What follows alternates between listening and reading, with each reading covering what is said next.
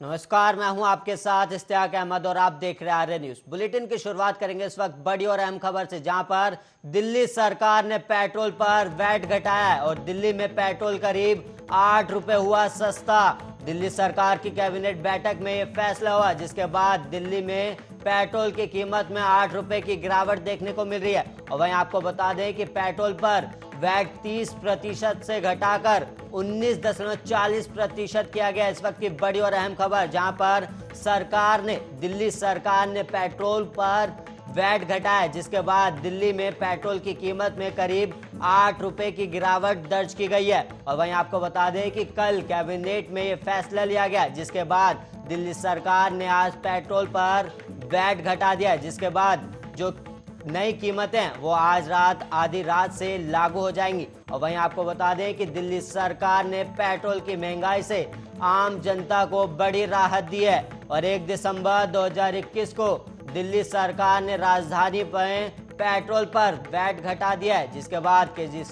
केजरीवाल सरकार के इस फैसले के बाद दिल्ली में पेट्रोल करीब 8 रुपए तक सस्ता हो जाएगा। और वहीं दिल्ली में 1 लीटर पेट्रोल की कीमत करीब 95.97 रुपए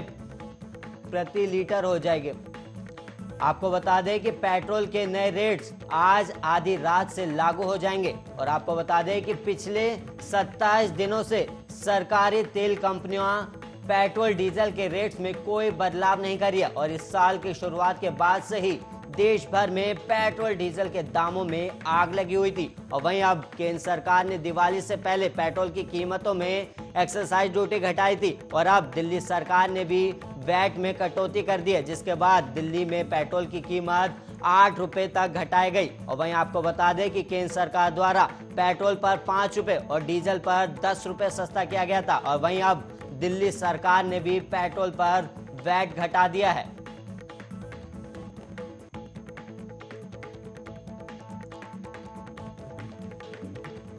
और वहीं बढ़ेंगे अगली खबर की ओर, जहां पर संसद के शीतकालीन सत्र में विपक्ष सदन के अंदर और बाहर लगातार प्रदर्शन कर रहा है और विपक्षी सांसदों के हंगामे की वजह से दोनों सदनों की कार्रवाई बार बार स्थगित करनी पड़ रही है। और शीतकालीन सत्र के तीसरे दिन भी ऐसा ही हुआ है और विपक्षी सांसदों के प्रदर्शन के बीच लोकसभा स्पीकर ओम बिरला नाराज हो गए और उन्होंने सदन की कार्रवाई 12 बजे तक के लिए स्थगित कर दी थी और अपनी कुर्सी से उठकर प्रश्नकाल के दौरान विरोधी दलों की नारेबाजी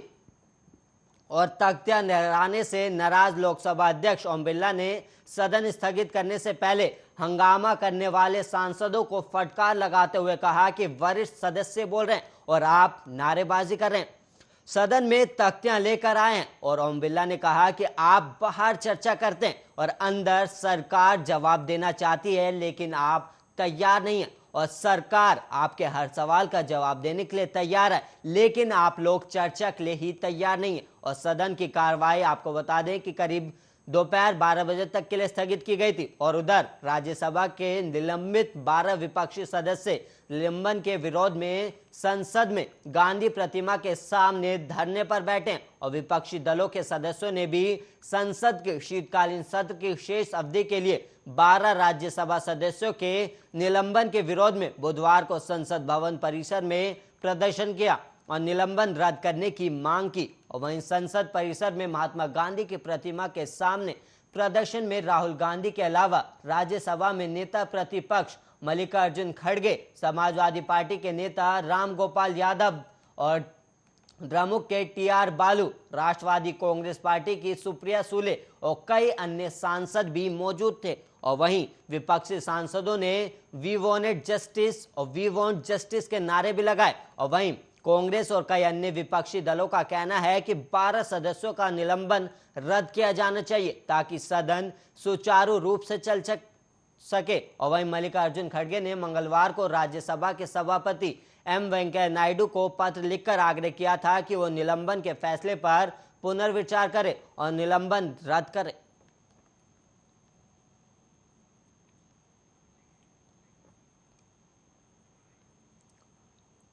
और वहीं किसान आंदोलन में फूट की खबरों के बीच आज दिल्ली के सिंगू बॉर्डर पर 40 किसान संगठनों की होने वाली बड़ी बैठक रद्द हो गई है और किसानों की घर वापसी और एमएसपी कमेटी के गठन के प्रस्ताव पर चर्चा होनी थी। और वहीं जानकारी मिल रही है कि किसान संगठनों के बीच फूट पड़ गई है और पंजाब के ज्यादातर किसान आंदोलन खत्म करने के पक्ष में और पंजाब के कई किसान संगठन आंदोलन की जीत के बाद धरना खत्म करने के पक्ष में और वहीं कई किसान संगठन एमएसपी कानून और मुकदमों की वापसी समेत अन्य मांगों को लेकर धरना जारी रखना चाहते हैं और वापसी के पक्ष वाले आम सहमति बनाने की कवायद कर रहे हैं और रणनीतियों को अंतिम रूप देने के लिए आज किसान संगठन अहम बैठक करनी थी, लेकिन वो बैठक रद्द कर दी गई और पंजाब के 32 संगठनों की कल हुई बैठक में आम सहमति बनी कि संसद से कृषि कानूनों की वापसी के साथ ही आंदोलन की जीत हो चुकी है और एमएसपी कानून बनने की प्रक्रिया में समय लगेगा, इसलिए सरकार को एक समय सीमा देकर वापस लौटना चाहिए। और वहीं सूत्रों के मुताबिक 32 में से 22 करीब आधे संगठन वापसी चाहते हैं, जबकि करीब 8 से 10 संगठन बाकी मांगे मनवाने तक रुकने के पक्ष में। हालांकि पंजाब के जोगिंदर सिंह और सरवन सिंह पंडेर, हरियाणा के गुरमान चंदूनी जैसे बड़े किसान नेता धरना जारी रखने के पक्ष में और इनके संगठन के किसान बड़ी संख्या में सिंगू और टिकरी बॉर्डर पर बैठे और कृषि कानून का सबसे पहले विरोध पंजाब के किसानों ने ही किया था और उन्हीं के आह्वान पर पंजाब के साथ साथ हरियाणा के किसानों ने दिल्ली कूच किया था, जिसमें बाद में पश्चिमी उत्तर प्रदेश और उत्तराखंड के किसान भी शामिल हो गए और आंदोलन धीरे धीरे देश के कई राज्यों में फैला। और वहीं आंकड़े बताते हैं कि देश में एमएसपी पर सबसे ज्यादा खरीद पंजाब और हरियाणा में ही होती है, इसलिए उनकी एमएसपी को लेकर प्रमुख मांग नहीं थी। पंजाब के किसानों की प्राथमिकता 3 कृषि कानूनों की वापसी और पराली जलाने पर दंडनीय कार्रवाई न करना ही था और केंद्र सरकार दोनों ही मांगों को पूरा कर चुकी है।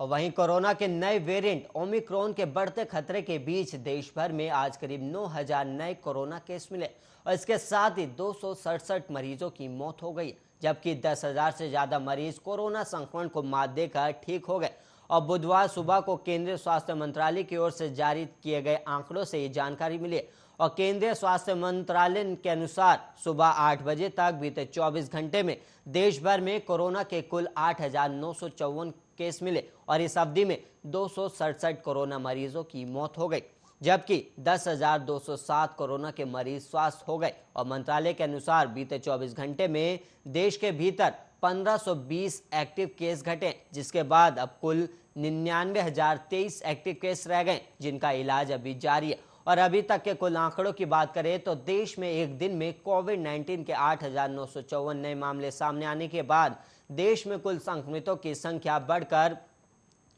3,45,96,776 हो गई, जबकि 267 मौतों के साथ कुल मृतकों की संख्या बढ़कर 4,69,247 तक पहुंच गई और देश भर में अभी तक कुल 3,40,28,506 लोग कोरोना से ठीक भी हो चुके हैं।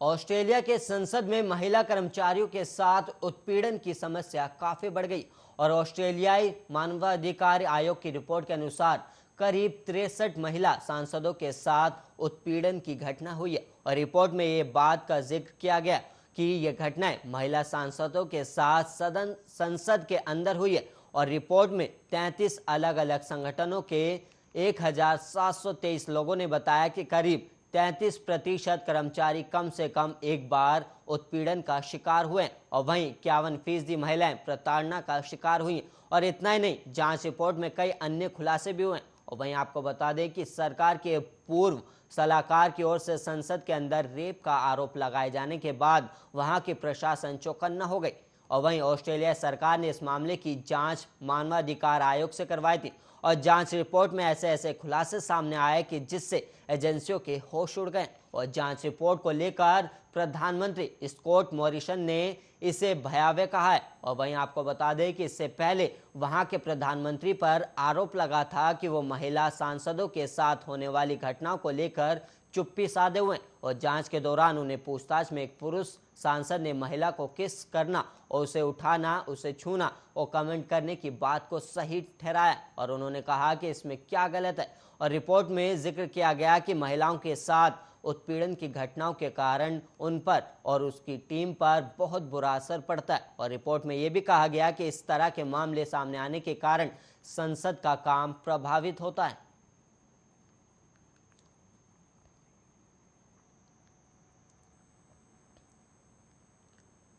और वहीं जम्मू कश्मीर के पुलवामा में सुरक्षा बलों ने 2 आतंकियों को बुधवार मार गिराया और यह मुठभेड़ राजपुरा इलाके में हुई थी और अब मुठभेड़ खत्म भी हो चुकी है। और मारे गए आतंकियों में से एक जैश ए मोहम्मद का कमांडर है जबकि दूसरा विदेशी आतंकी है। और कश्मीर के आईजी ने बताया कि जैश ए मोहम्मद के टॉप कमांडर यासिर परई को मार गिराया और ये आईईडी बनाने में एक्सपर्ट था। और इसके साथ ही एक विदेशी आतंकी फुरकान को भी मुठभेड़ में ढेर कर दिया गया और दोनों ही कई गंभीर आतंकी घटनाओं को अंजाम दे चुके थे। और बीती रात ही पुलवामा के राजपुरा के कस्बा यार गांव को रात में घेरे के लेकर सुबह जब तलाशी अभियान शुरू किया गया तो एक घर में छिपे आतंकियों ने फायरिंग शुरू कर दी थी और इसके बाद सुरक्षा बलों की जवाबी कार्रवाई में 2 आतंकी ढेर कर दिए गए और अभी भी तलाशी अभियान चल रहा है और ऐसी आशंका है कि एक आतंकी अभी और छिपा हुआ सकता है। और केंद्र सरकार ने मंगलवार को कहा कि जम्मू कश्मीर में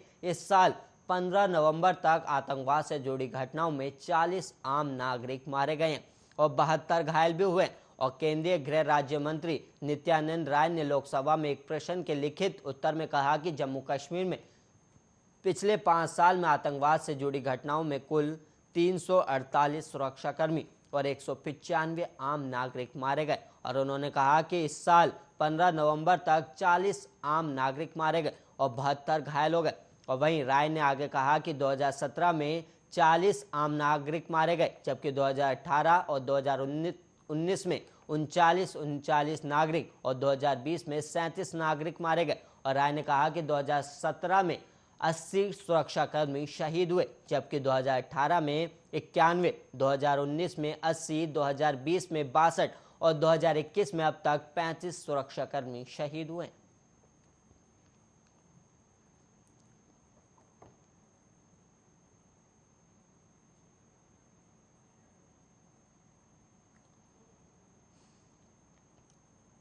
यूपी के बलिया जिले की बैरिया सीट से बीजेपी विधायक सुरेंद्र सिंह ने समाजवादी पार्टी के राष्ट्रीय अध्यक्ष अखिलेश यादव को अपने विधानसभा क्षेत्र से चुनाव लड़ने की चुनौती दी है। और सुरेंद्र सिंह ने मंगलवार को जिला मुख्यालय पर बीजेपी किसान मोर्चा द्वारा आयोजित ट्रैक्टर रैली के इतर संवाददाताओं से बातचीत में सपा अध्यक्ष और उत्तर प्रदेश के पूर्व मुख्यमंत्री अखिलेश यादव पर निशाना साधा। उन्होंने अखिलेश को बैरिया सीट से चुनाव लड़ने की चुनौती देते हुए दावा किया है कि यदि वो पूर्व मुख्यमंत्री को 1 लाख मतों से पराजित नहीं कर पाएंगे तो चुनावी राजनीति से संन्यास ले लेंगे। और सुरेंद्र सिंह ने भारतीय किसान यूनियन नेता राकेश टिकैत को पेशेवर राजनेता करार दिया और आरोप लगाया कि टिकैत फंडिंग की बदौलत ही राजनीति करें और वो सपा और कांग्रेस के कहने पर किसान आंदोलन करा रहे। और उन्होंने सवाल किया है कि प्रधानमंत्री नरेंद्र मोदी ने जनता की भावनाओं का सम्मान करते हुए तीनों नए कृषि कानूनों को वापस ले लिया तो फिर किसान आंदोलन जारी रखने का क्या औचित्य है। और बीजेपी विधायक ने सपा मुखिया अखिलेश यादव और भारतीय किसान यूनियन नेता राकेश टिकैत पर बेईमान होने का आरोप लगाते हुए दावा किया कि ये दोनों पीएम मोदी और मुख्यमंत्री योगी आदित्यनाथ के सामने नहीं टिक पाएंगे। उन्होंने कहा कि मोदी ने संसार को अपना परिवार माना जबकि अखिलेश यादव के लिए उनका परिवार ही संसार है और परिवार को ही संसार मानने वाला बेईमान होता है।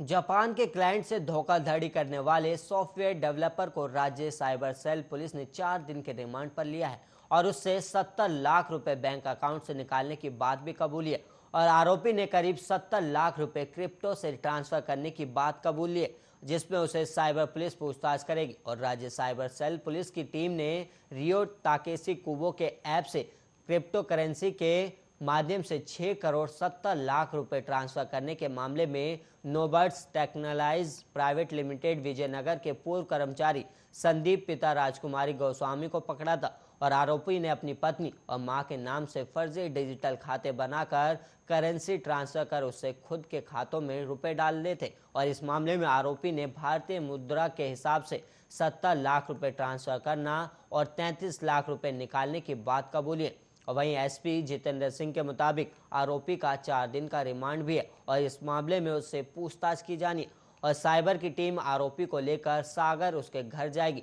और यहां से बैंक के खातों की जानकारी लेने के साथ दस्तावेज और कंप्यूटर सहित अन्य चीजें जब्त करेगी। और जानकारी मिली है कि संदीप ने धोखाधड़ी में निकाले रुपए से संपत्ति भी खरीद ली थी, जिसमें उसकी भी जांच की जा रही। और संदीप के बारे में जानकारी मिली है कि वो 2019 से कंपनी से जुड़ा था और तभी से वो टुकड़ों में जापान के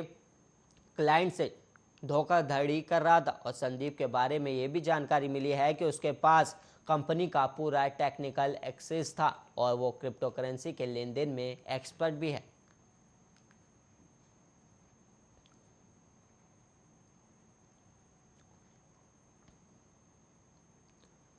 बिहार में सुशासन और मुख्यमंत्री नीतीश कुमार की शराबबंदी कानून की पोल खुलना जारी है। अब मंगलवार को जिस तरीके से विधानसभा परिसर में शराब की खाली बोतलें मिली, उसे ये साबित हो गया है कि मुख्यमंत्री नीतीश कुमार की शराबबंदी कितनी सफल है। और विधानसभा परिसर में मिली शराब की खाली बोतल को लेकर लोक जनशक्ति पार्टी के राष्ट्रीय अध्यक्ष चिराग पासवान ने नीतीश कुमार पर हमला बोला। अब मंगलवार को ट्वीट कर चिराग पासवान ने लिखा कि कानून बनाकर बढ़िया बनिए, फिर उसे असफल कर लाभ लीजिए। और नीतीश जी बिल्ली से दूध की रक्षा करवाते और फिर पूछते हैं कि करेगा नहीं। और जहां शराबबंदी कानून बना वहीं बिखर गया और दुल्हन के कमरे में पुलिस भेजकर आम जनता के सम्मान से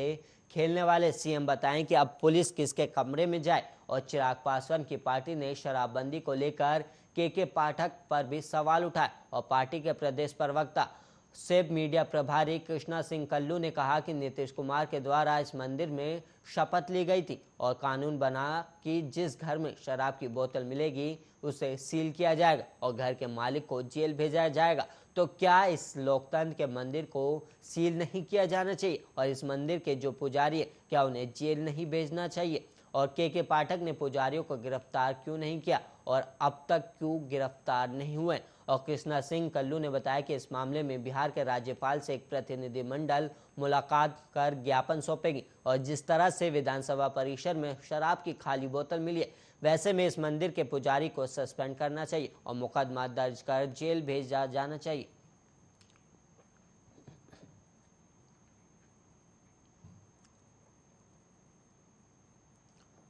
बिहार में लागू शराबबंदी कानून पर जारी विवाद के बीच मंगलवार को बिहार विधानसभा परिसर में सीएम के चैम्बर से थोड़ी ही दूर पर शराब की खाली बोतलें बरामद की गई और शराब की बोतलों के मिलने के बाद बवाल मच गया। और सीएम नीतीश कुमार ने भरे सदन में इसे बर्दाश्त से बाहर की बात कहकर जांच के आदेश जारी कर दिए। और आदेश जारी होने के बाद मुख्य सचिव त्रिपुरारी शरण और पुलिस महानिदेशक संजीव कुमार सिंघल पुलिस की टीम के साथ विधानसभा परिसर पहुंचे और मामले की जांच में जुट गए। और इस दौरान डीजीपी कचरे के ढेर के बीच शराब की सुराग तलाशते दिखे। और इस संबंध में मुख्य सचिव ने कहा कि प्रथम दृष्टि से ऐसा लगता है कि किसी मकसद के तहत शराब की खाली बोतल रखी है। और उन्होंने आशंका जताई कि सदन की कार्रवाई खत्म होने के बाद किसी ने बोतल रखने का काम किया होगा। और सुरक्षा में चूक के सवाल पर उन्होंने कहा कि चूक कहना उचित नहीं होगा क्योंकि बोतल कोई जीवित प्राणी नहीं है। फिलहाल पूरे मामले की जांच की जा रही है और अभी कुछ भी कहना जल्दबाजी होगी।